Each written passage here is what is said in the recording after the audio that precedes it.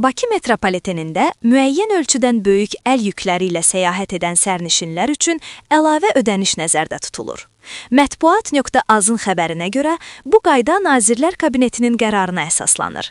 Qaydalara görə ölçülərinin cəmi 121 sm-dən 200 sm-ə qədər olan əl yükləri, eləcə də yalnız uzunluğu 151 sm-dən 220 sm-dək olan uzun əşyalar metroda daşına bilər. Ancaq bu halda əlavə gediş haqqı ödənilməlidir.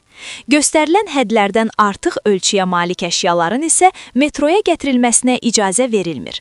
Əlavə edək ki, gündəlik istifadə üçün nəzərdə tutulan kiçik çantalar və normal ölçülü əl yükləri üçün əlavə ödəniş tələb edilmir. Dövlət Məşğulluq Agentliyinin Abşeron Xızı regional filialına yeni rəhbər təyin edilib. Oxu24.com məlumat verir ki, bununla bağlı müvafiq əmr imzalanıb. Əmrə əsasən vəzifə Rafael Zakiroğlu Məmmədova həvalə edilib.